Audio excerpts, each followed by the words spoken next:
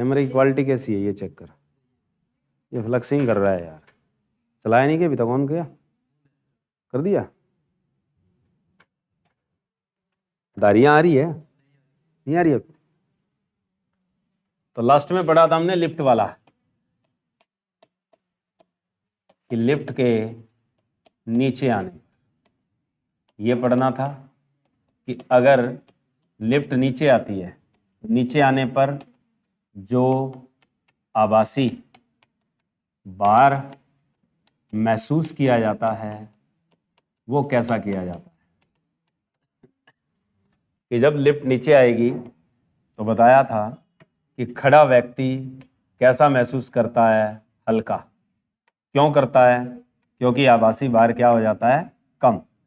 कि जब लिफ्ट नीचे आती है त्वरित होती हुई, मान लेते हैं कि जो लिफ्ट का त्वरण है वो कितना है आपके पास a, और पृथ्वी का गुरुत्व त्वरण कितना है आपके पास g। तो इस वस्तु का भार जो आपके पास है वो कितना है mg। तो इसमें क्या है, आप जब भी आभासी भार निकालेंगे तो आभासी भार या बल कितना लिखा जाएगा ma, और जो कुल भार निकालोगे वो आपके पास कितना आएगा, वो आएगा mg माइनस ma। कि जो आभासी भार हमारे में से कम हो जाएगा वो कितना होगा, तो वो क्या है, द्रव्यमान कितना है हमारा, और जो लिफ्ट त्वरण से नीचे आ रही है वो त्वरण कितना है। ठीक है, ये क्वेश्चन आता है, इंपॉर्टेंट है। इसमें दो तरीके से टैग लगेंगे कि लिफ्ट के नीचे आने पर आभासी भार कैसा महसूस होता है, तो कैसा होता है, हल्का।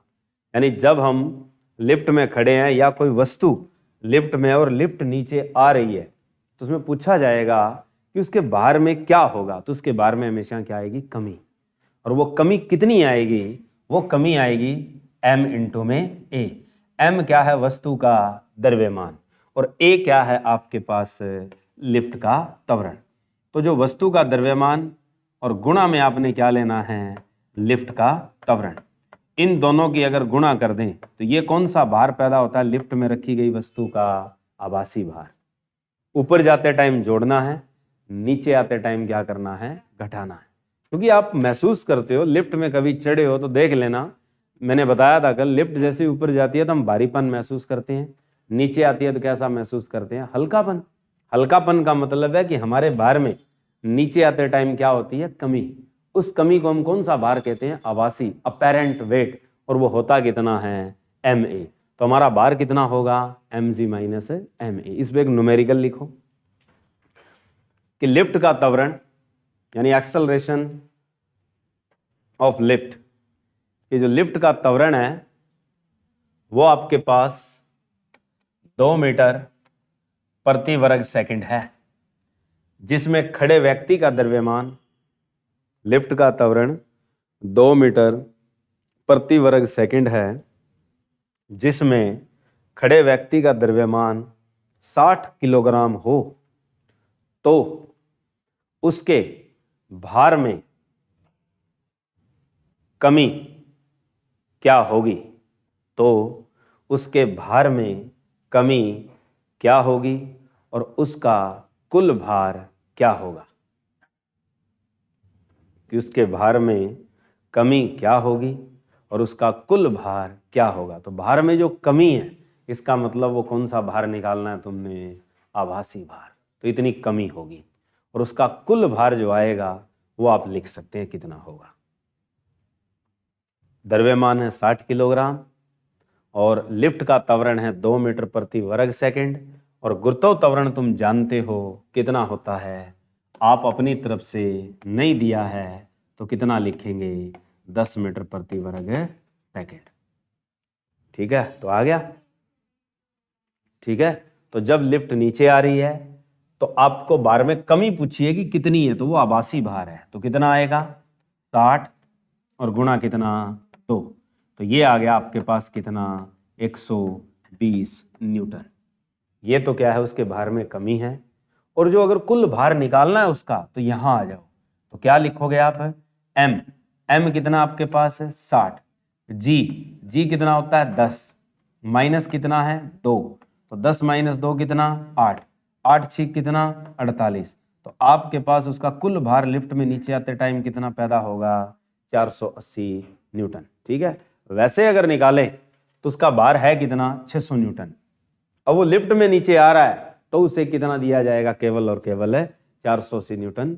ये क्यों? क्योंकि 120 न्यूटन क्या हो रहा है उसमें कम, और ये कमी कौन से भार की होती है, आभासी भार की। अब आता है कि लिफ्ट की डोरी टूट जाए। लिफ्ट की डोरी टूटने पर, लिफ्ट की डोरी टूटने पर यदि लिफ्ट का त्वरण, लिफ्ट का त्वरण, दो तरीके पढ़ने हैं कि लिफ्ट की डोरी टूटने पर यदि लिफ्ट का त्वरण क्या हो। नंबर 1, ए बराबर जी हो जाए तो क्या होगा। यानी आपके पास लिफ्ट की डोरी टूट चुकी है और लिफ्ट अब डोरी टूट चुकी है तो कहाँ आएगी, नीचे।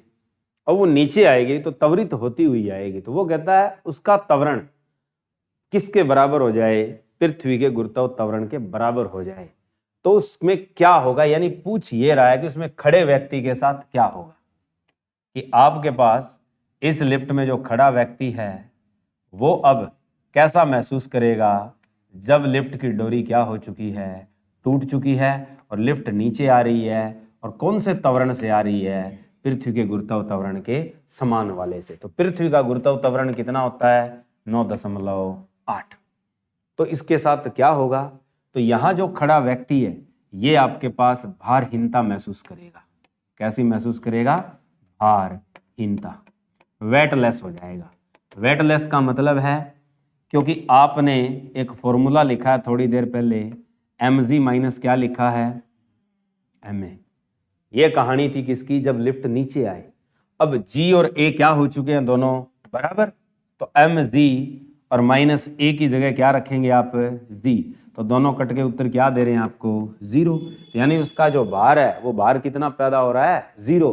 तो 0 का मतलब व्यक्ति क्या महसूस करेगा, भारहीनता। कहने का मतलब ये हुआ कि व्यक्ति अब उड़ने लगेगा लिफ्ट के अंदर। ठीक है, यानी उसके क्या है, पांव अपने आप धीरे धीरे ऊपर हो जाएंगे। ठीक है, कहने का मतलब वो आसानी से क्या है, ऐसे लगेगा जैसे अंतरिक्ष में घूम रहा है। तो इसका मतलब उस पर गुरुत्व त्वरण काम करना क्या कर गया, बंद कर गया। कब, कि जब लिफ्ट का त्वरण गुरुत्व त्वरण के क्या हो जाए, बराबर हो जाए। अब एक केस आता है कि जब ये इससे ज्यादा हो जाए तो क्या होगा, दूसरा केस, कि जो लिफ्ट का त्वरण है वो गुरुत्व त्वरण से क्या हो जाए, ज्यादा हो जाए। तो इस व्यक्ति की स्थिति इस लिफ्ट में कहां होगी। ये क्वेश्चन भी इंपॉर्टेंट है कि लिफ्ट कहां आ रही है, नीचे, तो व्यक्ति कहां जाएगा, छत की ओर। ठीक है, कि अगर उसका त्वरण पृथ्वी के गुरुत्व त्वरण से ज्यादा हो जाए तो लिफ्ट में खड़े व्यक्ति की स्थिति क्या होगी। तो खड़े जो व्यक्ति की स्थिति है वो क्या होगी, वो छत की ओर जाएगा, वो छत की ओर टकराएगा। स्थिति क्या होगी, तो वो कहां जाएगा, लिफ्ट की छत की ओर।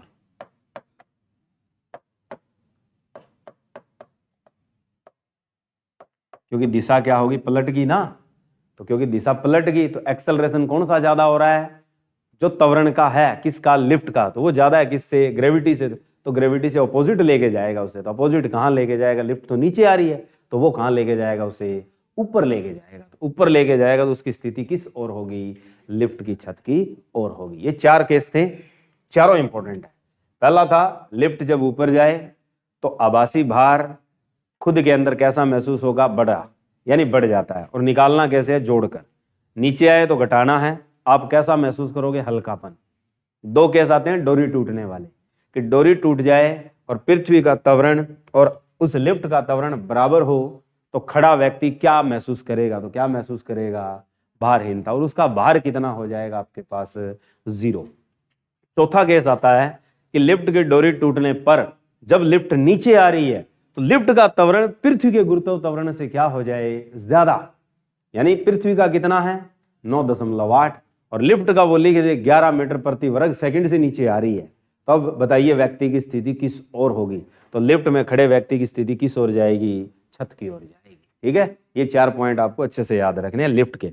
और यही थे पेंडुलम वाले, क्योंकि जब गुरुत्वाकर्षण का मान क्या ऊपर जाते हैं तो बढ़ता है, नीचे आते हैं तो गुरुत्वाकर्षण का मान क्या हो रहा है? घट रहा है। क्योंकि जब ऊपर जा रहे हैं तो भार बढ़ रहा है ना, तो इसका मतलब जी की वैल्यू के साथ कोई चीज जुड़ रही है। और जब लिफ्ट नीचे आ रही है तो जी का मान पहले से क्या हो रहा है? कम, क्योंकि जी में से वैल्यू क्या हो रही है? घट रही है। तो यही केस किस में पूछा जाता है? लिख लो आपके पास पेंडुलम वाली घड़ी के लिए, कि जो पेंडुलम वॉच होती है, पेंडुलम वाली घड़ी कहाँ रखी जाए? लिफ्ट में। तो ये लिफ्ट का केस बहुत इंपॉर्टेंट है, अच्छे से याद रखो। लिफ्ट में रखें, और अब लिफ्ट कहाँ जा रही है आपकी? नंबर 1 ऊपर, तो इसका आवर्तकाल क्या होगा? जब नंबर 2 लिफ्ट कहाँ आ रही है? नीचे, तो आवर्तकाल क्या होगा? और तीसरा केस सिर्फ याद रखना है कि लिफ्ट की डोरी टूटने पर दोनों त्वरण बराबर हो जाए। लिफ्ट की डोरी टूटने पर, कि लिफ्ट की डोरी टूटने पर उसका आवर्तकाल क्या हो? 3 केस पढ़ने हैं। तो पहला केस क्या है? जब लिफ्ट ऊपर जा रही है तो गुरुत्वाकर्षण का मान लगातार क्या हो रहा है? बढ़ रहा है। बढ़ रहा है तो आवर्तकाल क्या होगा? बताओ शाबाश। कि जब लिफ्ट ऊपर जाए तो पेंडुलम वाली घड़ी का आवर्तकाल क्या होगा? यानी time period of pendulum watch will become, कल अच्छे से फॉर्मूला लिखवाया था, 2π√L बटे क्या होता है? जी।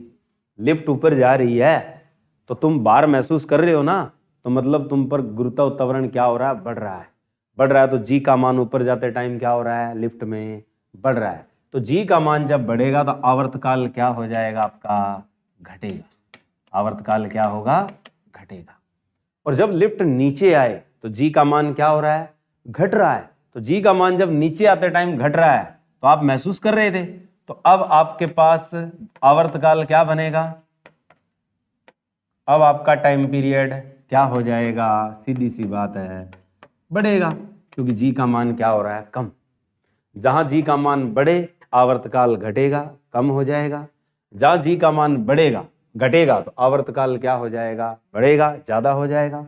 और लिफ्ट की डोरी टूट जाए तो आवर्तकाल आप खुद बता सकते हो क्या होगा। ये बताओ कि लिफ्ट की डोरी टूट चुकी है और लिफ्ट आपकी कौन सी सिचुएशन में है? Free falling. फ्री फॉलिंग का मतलब होता है लिफ्ट आपकी स्वतंत्र गिर रही है। कि लिफ्ट जब डोरी टूटने पर स्वतंत्र गिरती है तो उसमें रखी पेंडुलम वाली घड़ी का आवर्तकाल क्या होगा? पेंडुलम का। तो आपने याद रखना है सुत्याठा क्या होता है? अनंत। क्यों? क्योंकि फ्री फॉलिंग का मतलब होता है वहां गुरुत्वाकर्षण काम करना बंद कर देता है, यानी एक्सेलरेशन ड्यू टू ग्रेविटी क्या हो जाती है? 0। और जब टाइम पीरियड में नीचे 0 रखोगे तो समथिंग अपॉन 0 क्या होगा? इन्फिनिटी। तो आपके पास फ्री फॉलिंग के लिए जो पेंडुलम वाली वॉच है उसका टाइम पीरियड क्या लेना आपने? इनफाइनाइट, अनंत। ठीक है, ये 3 केस पेंडुलम वाली घड़ी के लिए अच्छे से याद रखें। ठीक है, तो ये केस पूछे जाते हैं, सिंपल सिंपल टैग हैं, इन्हीं टैग को जोड़ के पढ़े जाते हैं। आगे अब बात आती है हमारे पास कि दो कणों के बीच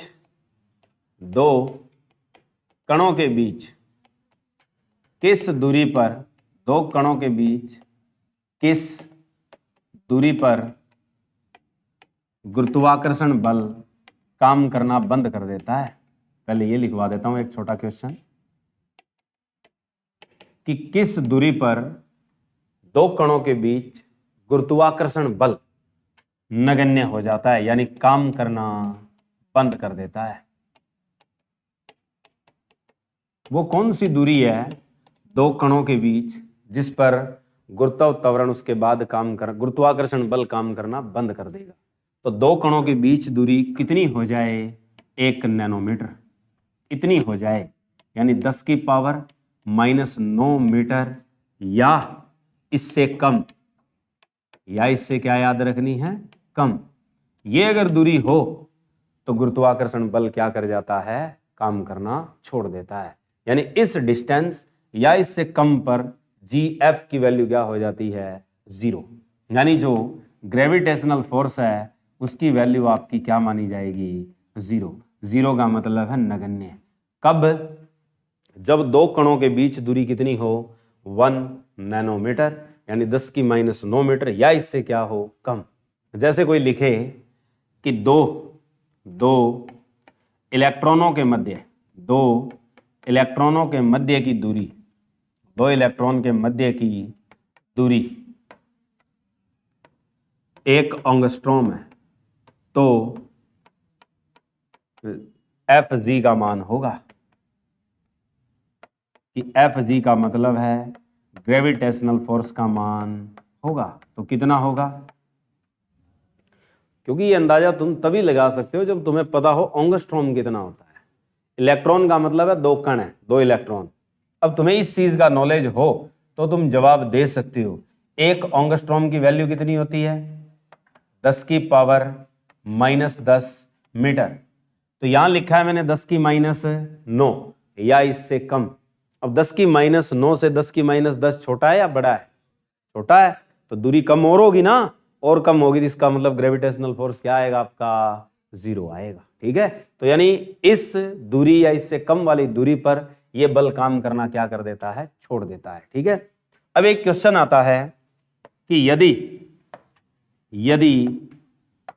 एफ जी का मान 1 हो तो वैद्युत स्थैतिक बल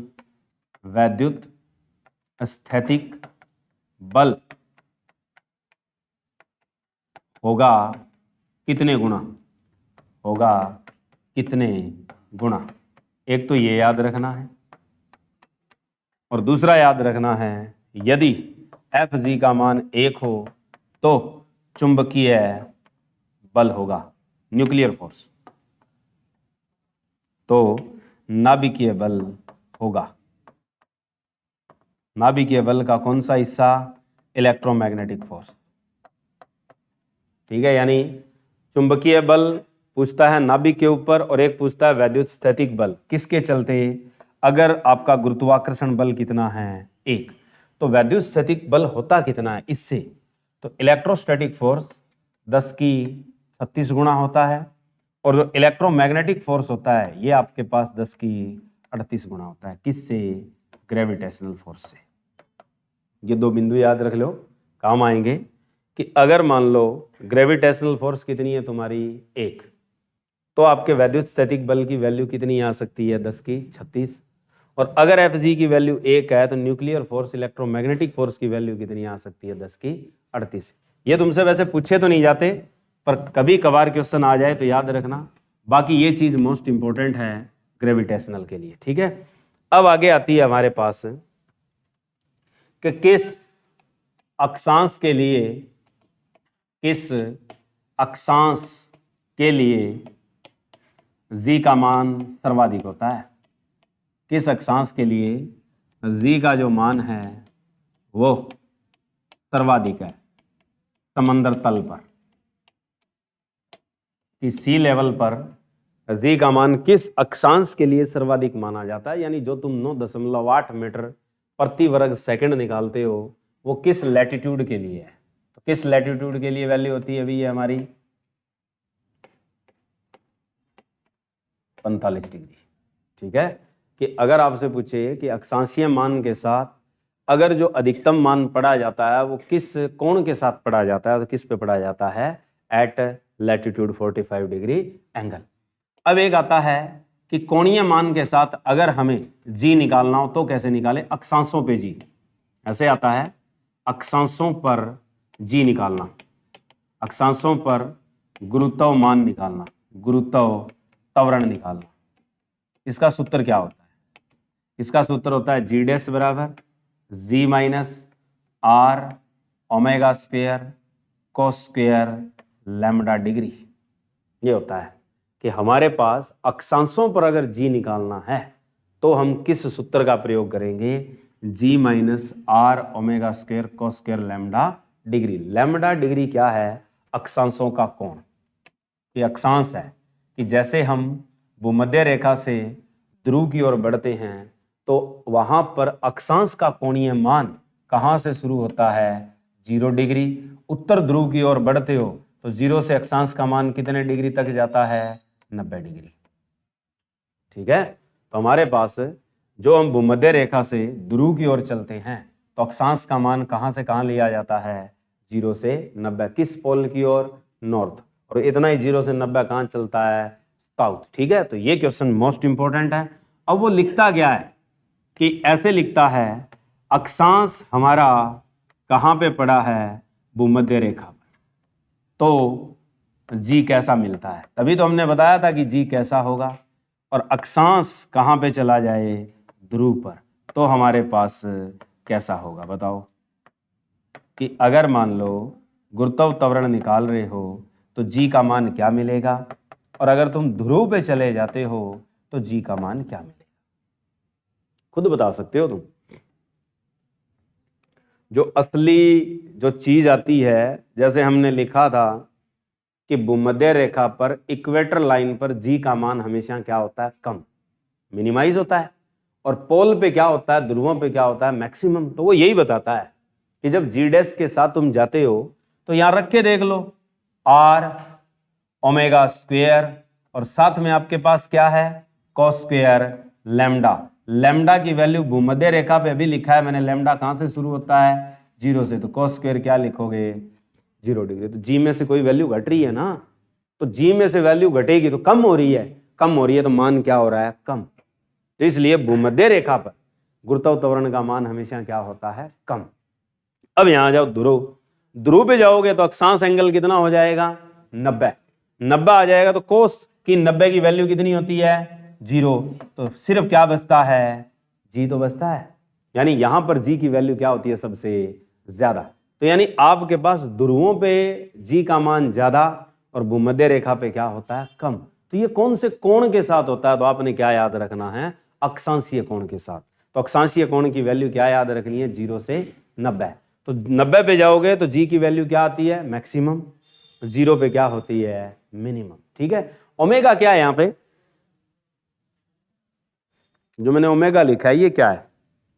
डब्ल्यू नहीं है, इसको ओमेगा कहते हैं। और ओमेगा क्या है? लिख लो, पते की बात है। ओमेगा होती है एंगुलर वेलोसिटी ऑफ अर्थ।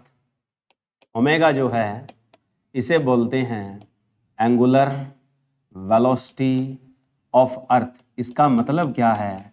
यानी कोणीय वेग, यानी धरती का कोणीय वेग है। और धरती का कोणीय वेग हम कितना निकाल सकेंगे? कोणीय वेग निकलता कैसे है? कोण बटे समय। तो 2 पाई बाय क्या लिखोगे? टी। क्योंकि जो कोणीय वेग है तो धरती कोण कितना बनाएगी? एक सर्कल के रूप में बनाएगी जब घूमेगी। तो वो कोण सर्कल की वैल्यू कितनी होती है? 360। तो 360 का मतलब क्या है? 2 पाई 1 रिवॉल्यूशन। ठीक है, बटे में टाइम। टाइम कितना धरती का? अबाउट ऑन रोटेशन 1 रिवॉल्यूशन कितने टाइम में पूरा करती है? 24 घंटे। ठीक है, तो इसकी ओवरऑल जो वैल्यू निकालोगे आप है वो कितनी आती है? लिख लो, 7.27 गुणा 10 की पावर -5 रेडियन पर सेकेंड ये होती है। ठीक है, कि हमारे पास एंगुलर वेलोसिटी कितनी आती है धरती की? कोणीय वेग पूछ लिया जाए तो आप बता सकते हो 7.27 गुणा 10 की -5 रेडियन प्रति सेकेंड। अब क्वेश्चन आता है कि पृथ्वी का कोणीय वेग की जो कोणीय वेग है ये आपका 17 गुणा बढ़ा दिया जाए, कि कोणीय वेग 17 गुणा बढ़ा दिया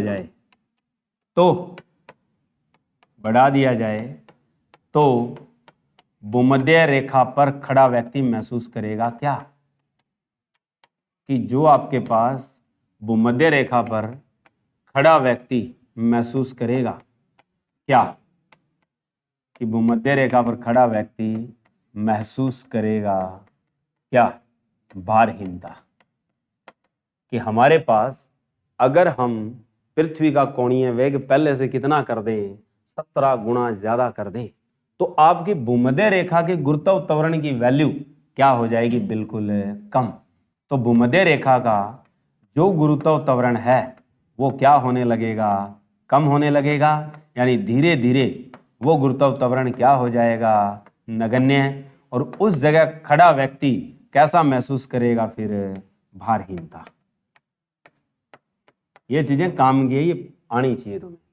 धरती के पास जब क्या बात की जाती है, एक अबाउट ओवन एक्सिस रोटेशन, एक होती है एंगुलर वेलोसिटी और एक होती है रिवॉल्यूशन। कि अराउंड सन जो रिवॉल्यूशन है धरती का वो कितना है, 67,000 माइल्स पर आवर या 1,07,000 किलोमीटर पर आवर। ये भी लिख लो कि रिवॉल्यूशन स्पीड ऑफ अर्थ, कि रिवॉल्यूशन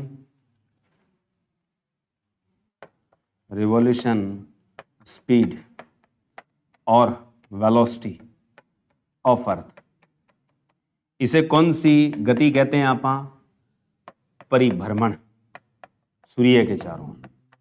जो रिवॉल्यूशन होती है ये परिभ्रमण गति है और ये कौन सी होती है, सूर्य के चारों ओर। तो सूर्य के चारों ओर जो उसका वेग चलता है वो कितना चलता है, 67,000 माइल्स पर आवर, या आप लिख सकते हो 1,07,000 किलोमीटर पर आवर। ठीक है, ये होती है धरती की रिवॉल्यूशन स्पीड। ठीक है, और इसी तरीके से पूछे रोटेशन, परिक्रमण, घूर्णन जिसे कहते हैं, रोटेशन। रोटेशन अगर पूछे कि rotation of earth about oven axis, इसका मतलब है अपने अक्ष या अपनी दूरी की गति। इसे क्या कहेंगे, जो आपकी रोटेशन होती है इसे घूर्णन गति भी कहते हैं। परिक्रमण, कौन सी परिक्रमा, अपनी धुरी की।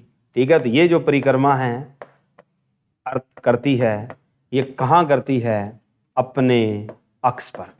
अपने अक्ष का मतलब होता है अपनी धुरी पर, यानी अबाउट ओवन एक्सिस।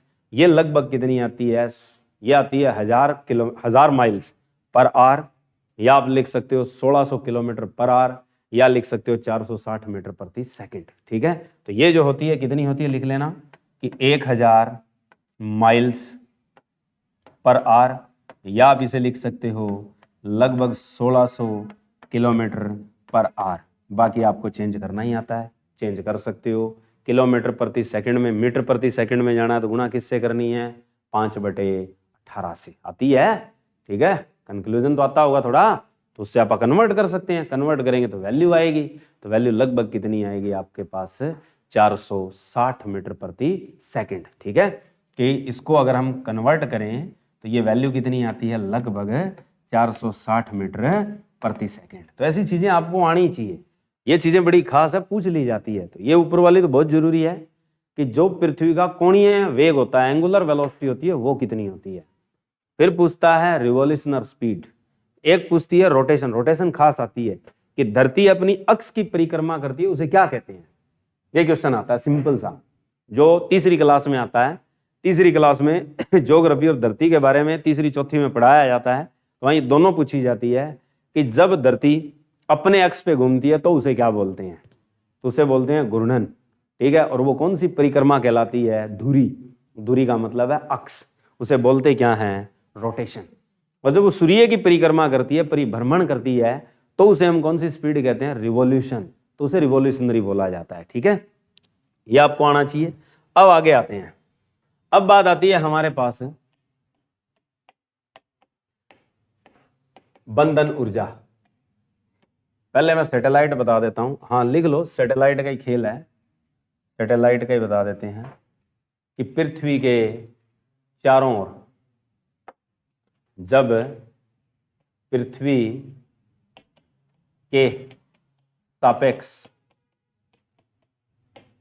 वस्तु, पृथ्वी के जो सापेक्ष वस्तु होती है वो क्या होती है, दो तरीके से पढ़ी जाती है। एक तो होती है जो किसी जगह फिक्स कर दी जाए, एक वो होती है जो ध्रुव से ध्रुव चले। तो आपसे पूछा जाए कि पृथ्वी के सापेक्ष मनुष्य द्वारा छोड़ी गई वस्तुएं कितने प्रकार की है, तो कितने प्रकार की है, दो। एक तो वो जो जिस जगह छोड़ दी जाती है वहीं रहती है, उसे बोलते हैं पार्किंग सैटेलाइट। इंग्लिश में दूसरा नाम है जियो स्टेशनरी, जियो सिंक्रोनस, और हिंदी में लिखा जाता है उसे स्थितिज उपग्रह। स्थितिज उपग्रह, या उसे कहते हैं तुल्यकाली उपग्रह। तुल्यकाली का मतलब है कि जो थोड़े समय का अनुमान लगा सकता है, थोड़े का मतलब जैसे अभी कोई घटना हुई है अभी बता सकता है, आगे की नहीं बता सकता, और जो आगे की बताता है उसे बोलते हैं दीर्घकालिक, पूर्वानुमान लगाना।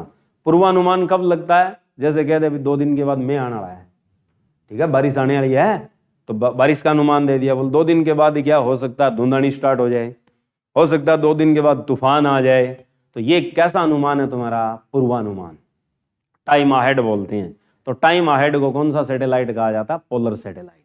उसे हिंदी में बोलते हैं ध्रुवीय उपग्रह। और ध्रुवीय उपग्रह को तुम जैसे ही दिन ढलता है उसके बाद देख भी सकते हो।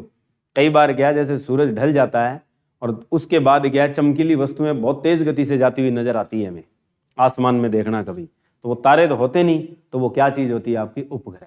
तो इसलिए क्या है, जो पृथ्वी के सापेक्ष जो वस्तु हम कृत्रिम रूप से बनाकर छोड़ते हैं, तो कृत्रिम वस्तुएं, कृत्रिम वस्तुएं, तो आपके पास पृथ्वी के सापेक्ष जो कृत्रिम वस्तुएं मनुष्य द्वारा छोड़ी जाती है, मनुष्य द्वारा क्या की जाती है? पर अक्षेपित की जाती है। तो वो जो पर अक्षेपित की जाती है वो आपके पास क्या है? उपग्रह। तो आपका कैसा उपग्रह आपके पास? कृत्रिम। तो आप जो उपग्रह पढ़ रहे हो ये कौन से उपग्रह पढ़ेंगे अब हम? कृत्रिम। नेचुरल कौन सा है? चंद्रमा, कि जो आपके पास धरती का सब प्लेनेट है, जिसे हम क्या कह सकते हैं? सैटेलाइट। तो उसे सैटेलाइट का तो नाम नहीं दे सकते, उसे नेचुरल सैटेलाइट बोल सकते हो तुम। तो नेचुरल सैटेलाइट क्या अर्थ का? मून, ठीक है। और बाकी सारे हमने क्या लेने हैं? कृत्रिम। तो जो उपग्रह कृत्रिम जो छोड़े जाते हैं वो 2 तरह के हैं। एक आपके पास क्या होता है? स्थितिज। स्थितिज है, स्थितिज को हम क्या कहते हैं? स्थिर, कि एक जगह रहेगा, दिल्ली पे छोड़ दिया तो दिल्ली पे घूमेगा और कहीं का काम नहीं करेगा, ठीक है। अगर कराची पे छोड़ दिया तो कराची पे रहेगा, लंदन पे छोड़ दिया तो लंदन पे रहेगा। तो वो चीज क्या होती है? आपकी स्थिर। स्थिर को दूसरा नाम क्या दिया जाता है? तुल्यकाली। तुल्यकाली, तुल्यकाली का मतलब है कि उसी समय का आंकलन करता है जिस समय पे वो चल रहा है, ठीक है। उसके अलावा इसे दूसरा नाम क्या दिया जाता है? पार्किंग, कि पार्किंग सैटेलाइट। इंग्लिश में क्या क्या बोलते हैं इसे? जियो स्टेशनरी। एक जियो स्टेशनरी शब्द लगता है और दूसरा क्या लगा सकते हो? जियो सिंक्रोनस। जियो सिंक्रोनस, जियो सिंक्रोनस सैटेलाइट। तो जियो स्टेशनरी या जियो सिंक्रोनस सैटेलाइट जो होते हैं ये कौन से सैटेलाइट होते हैं? ये आपके पास आपके स्थिति स्थिर सैटेलाइट होते हैं, पार्किंग सैटेलाइट हो सकते हैं। यानी इनकी ड्यूरेशन पूछी जाए, ऊंचाई पूछी जाए तो कितनी होती है? तो धरती तल से जो छोड़े जाते हैं सैटेलाइट है, इनकी आपके पास ऊंचाई क्या होती है? तो इनकी ऊंचाई धरती तल से कितनी ली जाती है? 36,830। नहीं, 36,000 पूरी होती है, वैसे होती है 35,830। 35,830 आगे क्या लिखूं? आया हुआ है ये क्वेश्चन, HCS ने पूछा है, किलोमीटर होती है, ठीक है। अगर ये नहीं है तो इसकी जगह आप राउंड ऑफ वैल्यू कितनी ले सकते हो? 36,000 किलोमीटर। तो ये कौन सा सैटेलाइट आपके पास है? जियो स्टेशनरी। तो स्थिर है, स्थितिज उपग्रह, ये कृत्रिम उपग्रह। तो जियो स्टेशनरी जो सैटेलाइट होता है वो 35,830 किलोमीटर ऊंचाई पे होता है धरती तल से। अगर पूछे पृथ्वी के केंद्र से कितनी दूर होता है तो क्या बताओगे? कितना जोड़ोगे इसमें? अगर पूछ ले पृथ्वी के केंद्र से जो जियो स्टेशनरी सैटेलाइट है उसकी ऊंचाई कितनी होती है, तो 36,000 तो है ही। पृथ्वी की त्रिज्या कितनी होती है? 6400, ठीक है, 64,000 नहीं, 42,400। कितनी होती है? 42,400 किलोमीटर। ये आता है पेपर में कि जो आपके स्थिर उपग्रह होते हैं या स्थितिज उपग्रह होते हैं या जो जियो स्टेशनरी सैटेलाइट होते हैं या पार्किंग सैटेलाइट होते हैं या तुल्यकाली उपग्रह होते हैं, इनकी पृथ्वी के केंद्र से ऊंचाई कितनी होती है? केंद्र से पूछे तो 42,400 है और तल से पूछे तो कितनी है? लगभग 36,000 या कितनी है? 35,830 किलोमीटर। कार्य क्या है इसके? कार्य और छोड़ा कैसे जाता है? छोड़ने वाला साधन या वाहन क्या है इसके लिए? कि जो जियो स्टेशनरी सैटेलाइट छोड़ा जाता है तो उसके लिए व्हीकल कौन सा प्रयोग किया जाता है। ठीक है, तो इसके लिए व्हीकल क्या होता है, GSLV होता है। ठीक है, GSLV का मतलब होता है जियो स्टेशनरी सैटेलाइट लॉन्चिंग व्हीकल। ठीक है, तो आपके पास जो पार्किंग सैटेलाइट या स्थिर उपग्रह को उसकी कक्षा में छोड़ के आएगा, स्थापित करके आएगा, वो साधन कौन सा यूज करेंगे हम, which vehicle have to be use to launch geosynchronous satellite, तो वो अपने पास क्या होता है, GSLV। तो तुमसे पेपर में ये भी पूछ सकता है, फुल फॉर्म याद रखनी है तुमने, GSLV का पूरा नाम क्या है, ये पूछा जाता है पेपर में। ठीक है, तो इसका पूरा नाम क्या है, जियो स्टेशनरी सैटेलाइट लॉन्चिंग व्हीकल। ठीक है, तो जियो स्टेशनरी वर्ड आ जाए या सिंक्रोनस वर्ड यूज कर सकता है। ठीक है, दोनों लगते हैं, लेकिन है क्या, सैटेलाइट लॉन्चिंग व्हीकल। तो आगे वर्ड जो होगा वो क्या होगा, एक ही मिलेगा तुम्हें, सिर्फ जियो। ठीक है, तो क्या नाम है इसका, जियो स्टेशनरी सैटेलाइट लॉन्चिंग व्हीकल, जियो स्टेशनरी सैटेलाइट लॉन्चिंग व्हीकल। तो ये आपके पास क्या है, एक साधन है जो इस कक्षा में से स्थापित करके आएगा। ठीक है, क्यों, क्योंकि क्या है, जो भी चीज स्थापित की जाती है उनको एक वेग दिया जाता है, तभी जाके वो कक्षा में स्टैंडर्डाइज हो सकती हैं।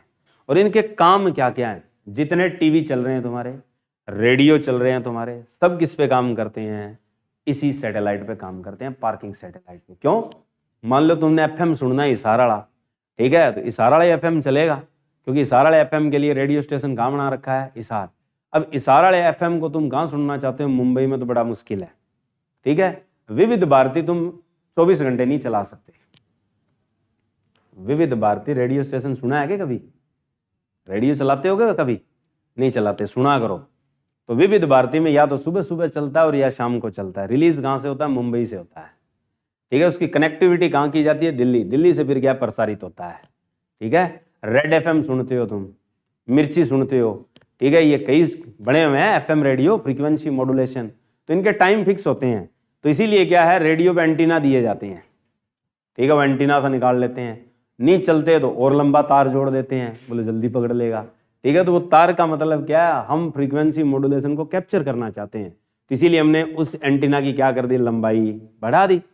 अब सिंपल सी बात है, इंटरनेट का प्रोग्राम चलता है वाईफाई का, तो अगर क्या है कहीं खेतों में वाईफाई लगाना हो तो एंटीना सा लगता है ऊंचा, क्यों, क्यों बीच में पेड्डे आ जाते हैं, डाणियाँ आ जाती है, तो रेंज की कनेक्टिविटी नहीं हो पाती, यानी उस माइक्रोवेव की कनेक्टिविटी नहीं हो पाती, तो इसलिए क्या दी जाती है उसको, ऊंचाई। तो इसीलिए जो ये रेडियो स्टेशन होते हैं इनमें खंबे क्या होते हैं, ऊंचे ऊंचे होते हैं। टीवी स्टेशन होते हैं, खंबे देखना बहुत ऊंचे होते हैं। तो ये कौन से सैटेलाइट पे काम करते हैं, सारे के सारे जियो स्टेशनरी पे। तो यानी ये क्या है, दूरसंचार। नंबर 1 कार्य जो है, इनका जो मुख्य कार्य है, यानी आपसे यही पूछा जाता है कि दूरसंचार और दूरभाष, दूरसंचार शब्द आए या आपके पास क्या है, दूरभाष, मोबाइल के लिए दूरभाष। ठीक है, इसीलिए टेलीविजन के लिए टेलीविजन हो, यानी टेलीविजन के संचार के लिए, रेडियो संचार के लिए ऐसे आए, रेडियो संचार के लिए, या दुश्मन सैनिकों की गतिविधि, कि जो दुश्मन सैनिक है और उनकी क्या पता करनी है, गतिविधियां। तो दुश्मन सैनिकों की गतिविधियां जो प्राप्त की जाती है वो कौन से सैटेलाइट से की जाती है, तो यही सैटेलाइट इस्तेमाल में आता है। क्योंकि जैसे मान लो दिल्ली के चारों तरफ अगर हमें पता करना हो कि क्या घुसपैठ हो रही है, तो हमारे पास दिल्ली का ही सैटेलाइट काम करेगा। ये कहते हैं मोबाइल की लोकेशन निकालनी है, तो मोबाइल की लोकेशन हम किससे पता करते हैं, इसी सैटेलाइट की सहायता से करते हैं। क्यों, क्योंकि ये सैटेलाइट उसी जोन में काम करता है। जैसे दिल्ली का जोन है, इंडिया का जोन है, इंडिया के लिए क्या छोड़ा गया सैटेलाइट है, पूरे इंडिया के जोन को कवर करेगा। दिल्ली के ऊपर छोड़ा गया सिर्फ सैटेलाइट है, वो दिल्ली को कवर करता है। चंडीगढ़ पे छोड़ा गया, किसको कवर करता है, चंडीगढ़ को कवर करता है। तो इसीलिए हर देश में क्या अपने अपने क्या होते हैं, कनेक्टिविटीज होती है। अब तुम मोबाइल फोन से इंटरनेट से कॉल करते हो, तो इंटरनेट से कॉल करते हो, कई बार कनेक्टिविटी फिट नहीं बैठती, इसका मतलब सारा खेल किसका है, इसी का ही तो है। और एक डायरेक्ट कॉलिंग करते हो तो झटके से मिल जाती है। तो वो खेल किसका है? इसी का है। सारा खेल किसके ऊपर डिपेंड करता है? वेव पे डिपेंड करता है, इलेक्ट्रोमैग्नेटिक वेव पे काम करता है ये, ठीक है। तो ये है कौन से सैटेलाइट, इतना याद रखो, सिर्फ जियो स्टेशनरी। आगे अब बात आती है नंबर 2। नंबर 2 पे होते हैं ध्रुवीय, ध्रुवीय उपग्रह। कि जो ध्रुवीय कृत्रिम उपग्रह होते हैं इनको हम कहते क्या है? Polar satellite. ध्रुवीय का मतलब होता क्या है?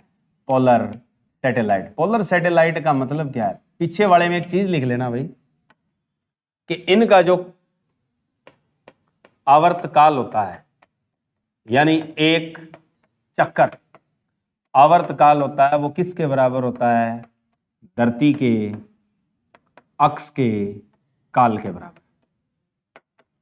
धरती के अक्ष का काल कितना होता है? 24 घंटे।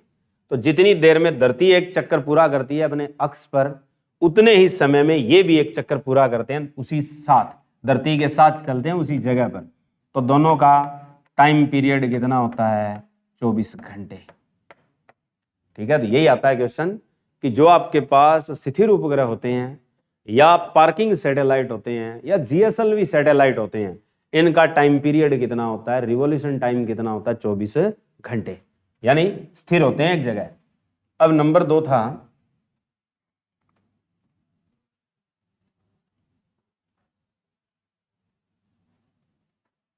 पीछे गया आगे,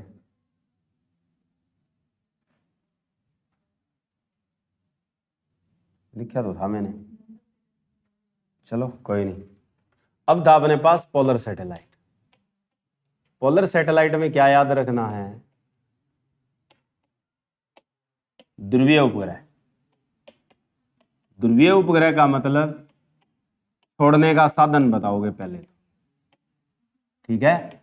इसको छोड़ने का वाहन, इसको छोड़ने का वाहन का मतलब है इसको कक्षा में स्थापित करने वाला व्हीकल क्या होता है?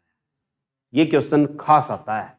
पहले वाला तो आए ना आए, ये बहुत बार पूछ लिया एचएससी ने। ये होता है PSLV, ये पक्का आता है। और क्या आती है? फुल फॉर्म पूछी जाती है, PSLV का पूरा नाम बताइए, तो पोलर सैटेलाइट लॉन्चिंग व्हीकल, ठीक है। ये पक्का आता है, मोस्ट इंपॉर्टेंट है ये। एचएससी बहुत बार पूछ चुकी है इसके बारे में कि PSLV का पूरा नाम बताइए। तो PSLV क्या चीज होती है? Polar satellite launching vehicle. Polar satellite launching vehicle होता है। और ये आपके पास खास तौर पर पूछा जाता है कॉम्पिटिटिव एग्जाम में सबसे ज्यादा। अब आती है बात कि इसकी ऊंचाई कितनी होती है धरती तल से। तो धरातल से जो इन सैटेलाइट की ऊंचाई रखी जाती है, तो धरातल से जो ऊंचाई है वो कहाँ से शुरू की जाती है? 500 से 550 किलोमीटर से स्टार्ट होता है, लगभग कहाँ तक जाता है? 8800 किलोमीटर तक की ऊंचाई पे जाती है। कि इनकी जो ऊंचाई मैक्सिमम रखी जाती है वो 500 से कितनी रखी जाती है? केवल 8800 किलोमीटर तक। अब बात आती है कि ये चक्कर कहाँ से कहाँ काटते हैं? चक्कर कहाँ से कहाँ लगाते हैं? कि जो पोलर सैटेलाइट है ये चक्कर कहाँ से कहाँ लगाते हैं? तो फिक्स डायरेक्शन है इनकी, नॉर्थ टू साउथ चलते हैं। कि ध्रुव क्या है? 2 हैं धरती के, नॉर्थ और क्या है? साउथ। तो कौन सी डायरेक्शन से फॉलो करते हैं? ये हमेशा नॉर्थ टू साउथ चलते हैं। फिर वापिस साउथ से कहाँ जाते हैं? नॉर्थ, फिर नॉर्थ से साउथ, ठीक है।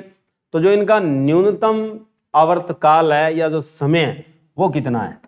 कि इनका न्यूनतम समय चक्कर लगाने का, न्यूनतम जो समय है इनका चक्कर लगाने का वो कितना हो सकता है?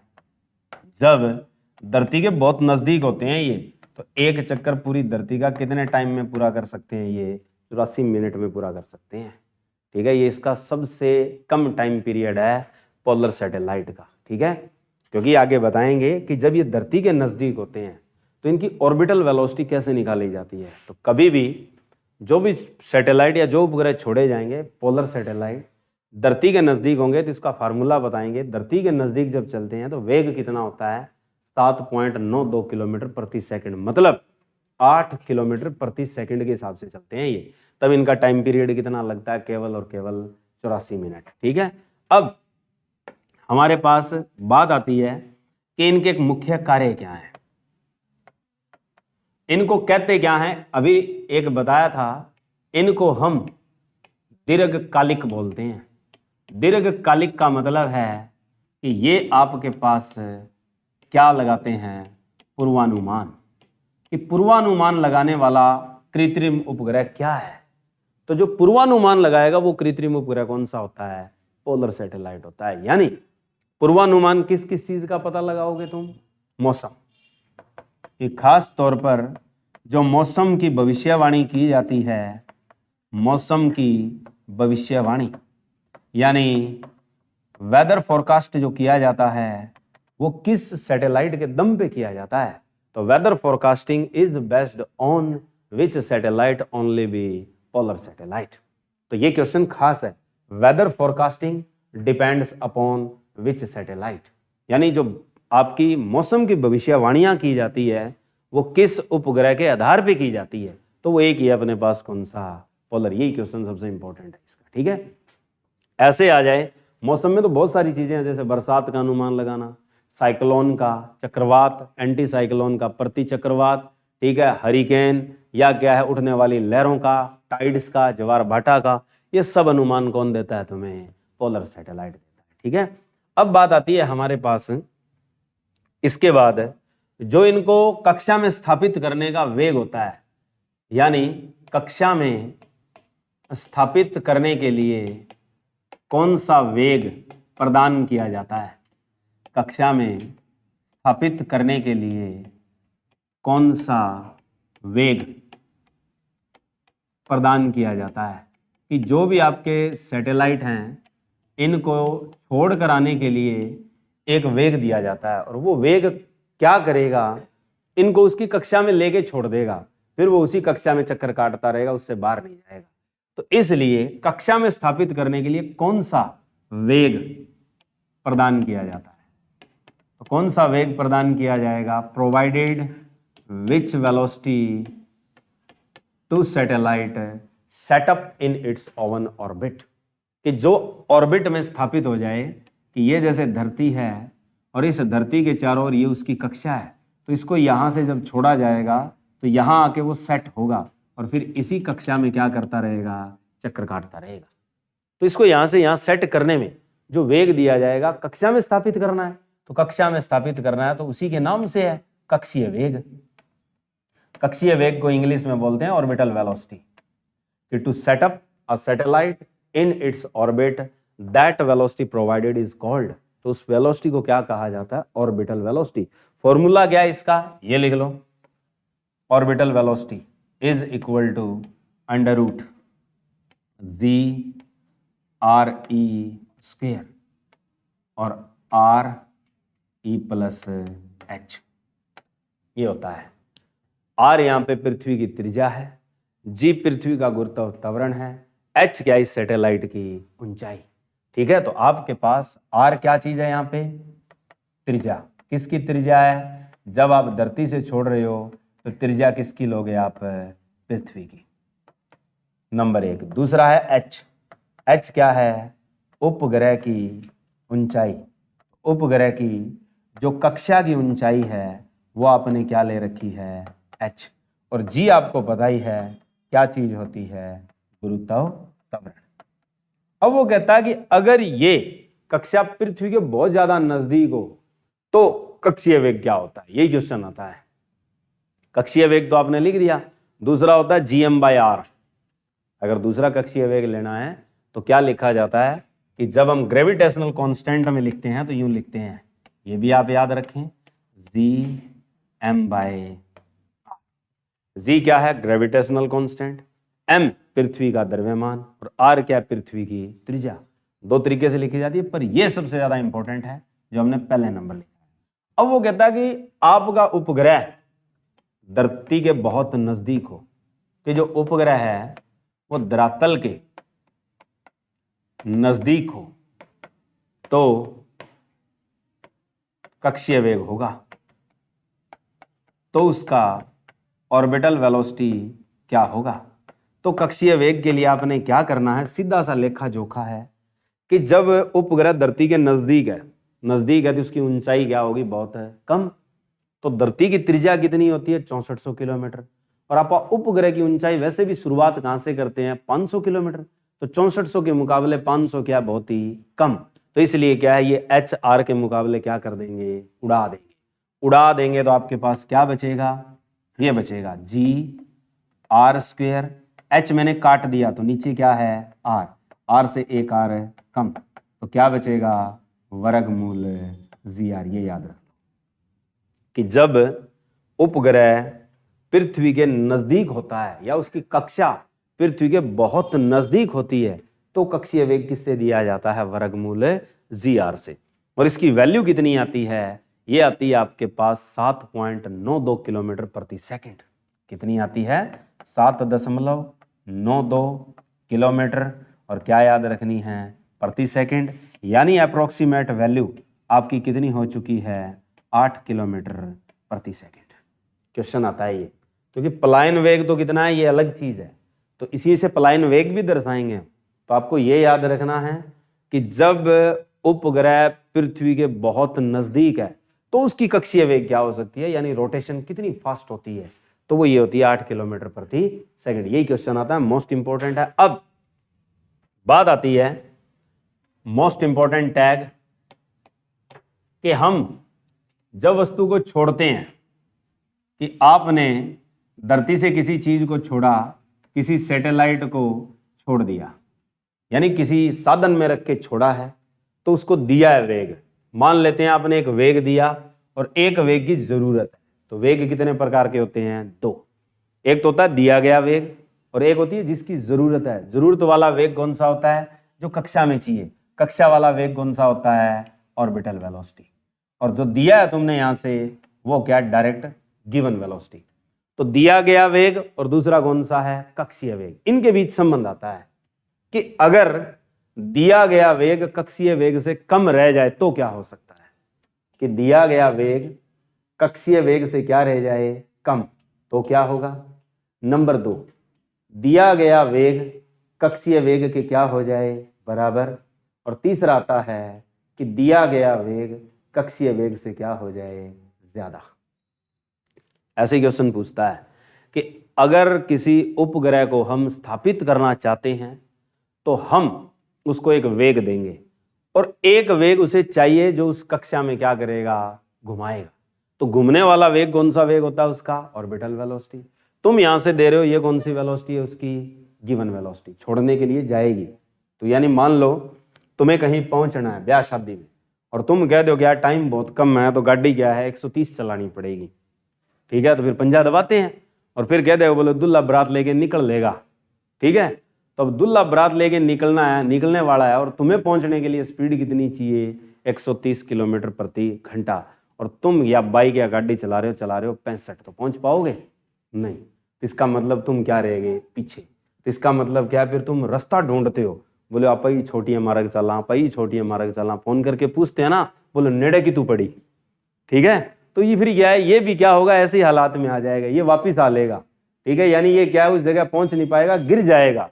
तो यानी ये पहली स्थिति क्या बताती है कि जो आपने चीज छोड़ी है उसको जो आपने वेग दिया है वो सही नहीं दिया, तो आपके पास छोड़ी गई चीज क्या होगी, गिर जाएगी। यानी वो सैटेलाइट गिर जाएगा तो उसका रास्ता कैसा होगा, स्पाइरल। उसका जो रास्ता है वो कैसा होगा, सर्पिला। यानी जो उसका रास्ता है वो कैसा होगा, स्पाइरल, सर्पिला का। कहने का मतलब ये जो चीज छोड़ी है ये यूं करती हुई वापस कहाँ आएगी, धरती पे। तो धरती पे गिरेगी तो किस रास्ते से गिरेगी, ये स्पाइरल वे से, सर्पिलाकार से। और अगर दोनों बराबर हो जाए तो क्या है, बारात में जाने के लायक हो गए, ठीक है। टाइम पे पहुंच गए तो क्या हो सकता है, दूल्हे वाली गाड़ी में बैठने। तो फिक्स टाइम पे जा रहे हो, सही स्थिति मिलेगी, तो ये जो चीज है ये दूल्हे वाली गाड़ी में फिट होगी। तो इसका मतलब उपग्रह जो है वो क्या हो गया, कक्षा में स्थापित हो गया, फिट हो गया, गाड़ी में चढ़ गया, ठीक है। अब जब स्थापित हो गया तो इसका मतलब क्या है, फेरे लेने वाली जगह पहुंच लेगा, और फेरे लेने के लिए क्या घूमेगा, गोल गोल। तो इसका रास्ता कैसा होगा, वृत्ताकार। कि जब इसका रास्ता या इसका पथ पूछे तो कैसा होता है, वृत्ताकार। ठीक है। और अगर क्या और ही तावड़ हो रही है तो बारात से पहले पहुंच ले। ठीक है। तो कई बंदे ऐसे होते हैं जो बारात से पहले भी तो जाते हैं, फिर क्या है डीजे पे नाचते हैं, घूंट लगाते हैं, फिर रोड़ा होता है तो क्या है, कोई टेंट में इधर से जाता है और कोई टेंट में उधर से जाता है, और जिस रास्ते गए थे वो रास्ता ही उन्हें पता नहीं है, तो रास्ता ही क्या लंबा काट के आते हैं। ठीक है। तो यानी क्या है, ये है तावड़ वाले बंदे। तो मतलब आपने दिया वेग है वो कक्षीय वेग से क्या हो जाए, ज्यादा हो जाए, तो आपके पास जो छोड़ी गई वस्तु है वो क्या होगी, बहुत दूर चली जाएगी, कक्षा में स्थापित नहीं होगी, कहाँ जाएगी, बहुत दूर जाएगी, कक्षा से बाहर हो जाएगी, क्योंकि फेरे देख भी नहीं पाएगा। ठीक है। तो कक्षा से कहाँ हो जाएगी, बाहर। और कक्षा से जब बाहर हो जाएगी तो रास्ता भी क्या होगा, मोटा, तो दीर्घवृत्ताकार। तो इसका जो रास्ता है वो कैसा मिलेगा, दीर्घवृत्ताकार। तो यानी आपके पास पृथ्वी की किसी कक्षा में किसी वस्तु को स्थापित करना है तो उसके लिए 3 कंडीशन होती है। किस केस में पड़ी जाती है, दिए गए वेग और कौन से वेग के बीच होती है, कक्षीय वेग के बीच। ये याद रखने 3 पॉइंट। ठीक है। तो ये रास्ते पूछे जाते हैं। मेन रास्ता है कि अगर दिया गया वेग कक्षीय वेग से कम रह जाए तो वस्तु की स्थिति कहाँ होगी, और आपके पास रास्ता कैसा होगा, तो वस्तु की स्थिति क्या होगी, गिरेगी, वापिस धरती की ओर आएगी। रास्ता कैसा फ्लो करेगी, सर्पिलाकार। फिर क्या है, बराबर हो जाए तो वो कक्षा में स्थापित हो जाएगी, और रास्ता कैसा हो जाएगा, वृत्ताकार। और ज्यादा हो जाए तो बहुत दूर चली जाएगी, कक्षा से क्या हो जाएगी, बाहर, और रास्ता कैसा हो जाएगा, दीर्घवृत्ताकार। ये लो आज के लिए इतना।